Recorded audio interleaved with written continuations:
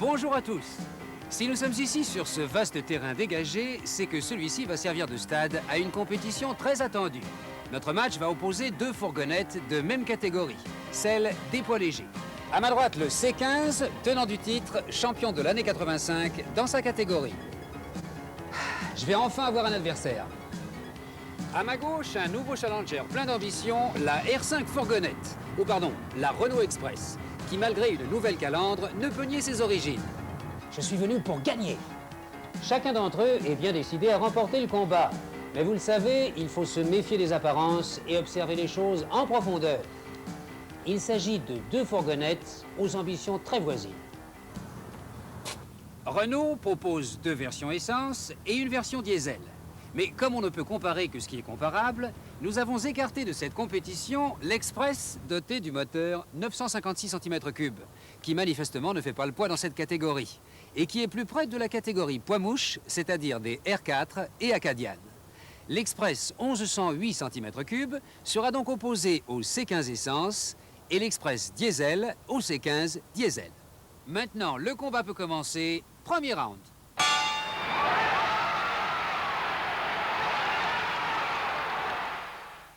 Bon alors, pour commencer, je vous fais remarquer que je n'ai pas de décrochement entre la cabine et la partie fourgon. Conclusion, je suis moins encombrant en largeur. Ah, non, ramenons les choses dans de plus justes proportions. Il s'agit simplement d'une différence de 5 cm en largeur hors tout, c'est-à-dire 2,5 cm de moins de chaque côté. Mais par contre, à l'intérieur, vous avez surtout 31 cm de moins en largeur maxi au plancher. Et alors, 6 cm de moins entre les passages de roues, ce qui tout de même n'est pas rien. Bon, bah, peut-être, mais pour la longueur au plancher, j'ai quand même 7 cm de plus que vous, ça compte. Et ça fait 1,71 m, hein? Bon, alors là, attendez. Vous vous basez sur les chiffres annoncés dans les catalogues, d'accord? Mais apparemment, les mesures ne sont pas relevées de la même façon. Bon, la vraie longueur, c'est la longueur utilisable au plancher. Oui. Du calme, messieurs, du calme. Je vais mesurer moi-même. Voici un gabarit de 1,71 m, longueur annoncée par la régie. Essayons. Vous le constatez vous-même, les portes ne ferment pas. Il manque 3 cm. La vraie longueur utile est donc de 1,68 m.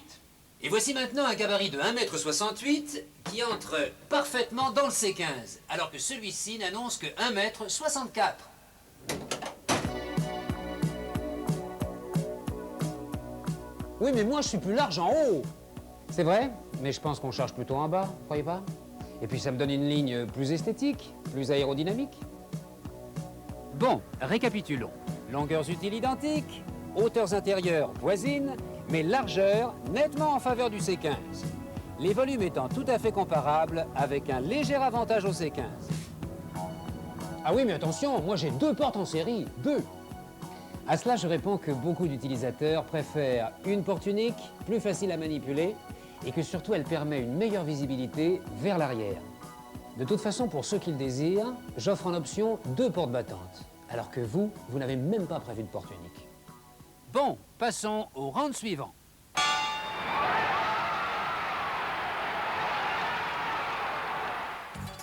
Bon, alors là j'attaque. Combien pouvez-vous porter au maximum? J'ai une charge utile de 525 kg. Eh oui, c'est bien, mais moi je fais 585 kg, soit 60 kg de plus. Et même 110 kg de plus par rapport à votre version 956 cm3. Et votre charge remorquable, combien? 700 kg avec frein. Eh oui, 700 kg sur votre version diesel, mais 600 kg seulement avec la version essence. Pour moi, c'est 800 kg sur les deux versions. Et alors dites-moi, sur la galerie, quelle charge? Eh bien, 60 kg. Ah, eh oui. Seulement moi, c'est 80 kg. Et attendez, ce n'est pas fini. Non seulement ma charge utile est plus importante, mais elle est mieux répartie. Tenez, regardez-moi. Voyez comme je suis fait? Grand empattement, petit porte-à-faux. Par contre, votre empattement est plus court de 16 cm. Et votre porte-à-faux est plus long de 23 cm. Bah oui, et alors? Et alors? Vous pensez pas qu'il vaut mieux que la charge soit située plutôt entre les roues sur le porte-à-faux? Non, parce que pour la stabilité en virage ou au freinage, c'est tout de même préférable, non?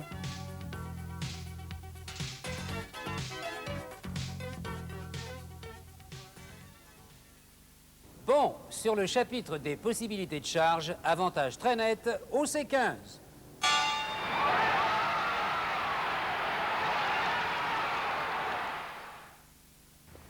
Et d'abord, les versions essence. Le C15 et le Renault Express sont de cylindrée voisine et affichent tous les deux 6 chevaux fiscaux. Mais je passe la parole au Challenger. Et ben voilà, j'ai une puissance de 47 chevaux d'In. Moi aussi, 47 chevaux. Là, votre match reste à égalité. Et c'est sur la route qu'il faut juger.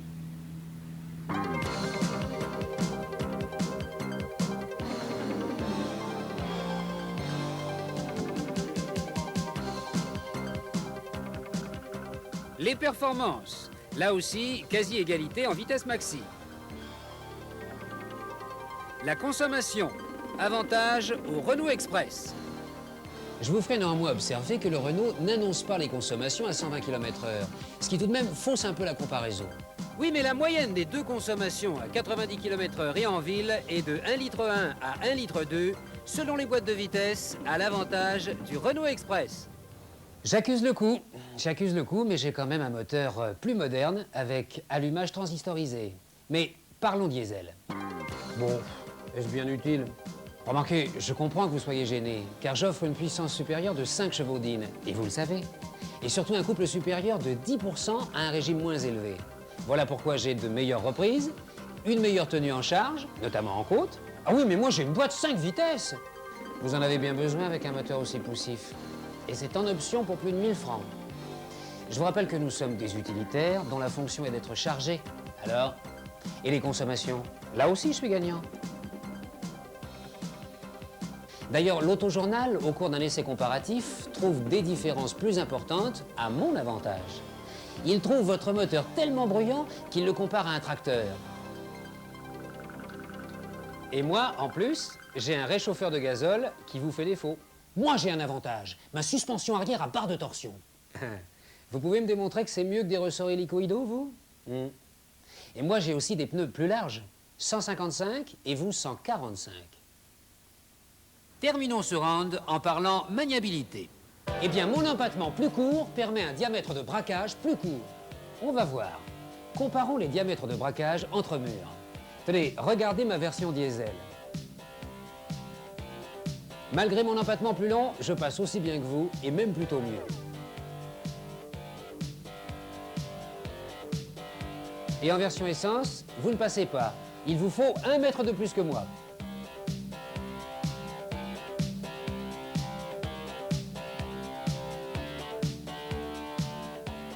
Malgré le point marqué en milieu de reprise par l'Express sur les consommations essence, le C15, par ses autres avantages, est encore une fois gagnant.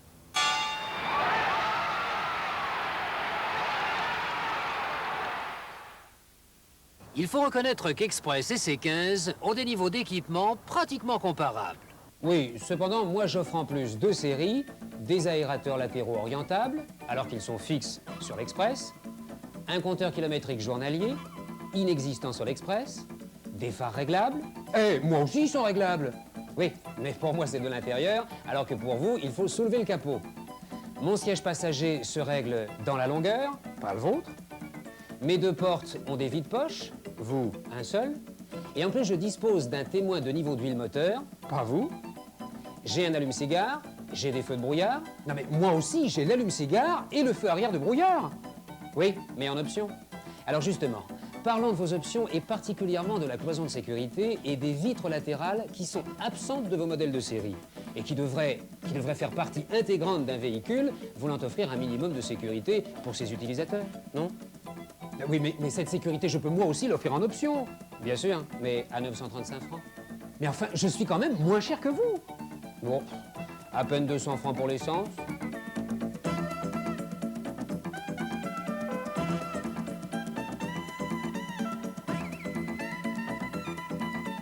Et à peine 1300 francs pour le diesel. Ce qui est peu, vous savez, compte tenu des prestations offertes par le C15. D'ailleurs, moi, contrairement à vous, si je dois aller chez un carrossier, j'existe dans la version plancher-cabine. Et j'économise environ 3000 francs qui correspondent à 1500 francs pour l'achat du véhicule et à 1500 francs environ pour les frais de découpe. Mais non, mais attendez... Non, stop, messieurs, stop. Le combat est terminé.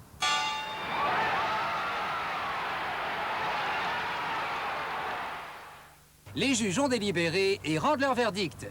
Le C15 conserve son titre de champion catégorie poids léger en gagnant largement au point. Et ceci malgré le rude combat livré par son challenger, le Renault Express, qui bien que supérieur à la R4 fourgonnette, ne peut rivaliser avec le C15. En effet, d'entrée, sa largeur utile supérieure a cueilli à froid son adversaire, et ses possibilités de charge très supérieures ont fait mettre un genou à terre à l'Express. Ensuite, son excellente motorisation diesel a failli abréger le combat, l'Express étant quasiment KO debout. Il s'est ressaisi pour tenir le dernier round en s'accrochant à ses prix. Le C15 a encore prouvé qu'il offrait le meilleur compromis entre l'utilitaire et l'agrément de conduite. Mais voici le vainqueur.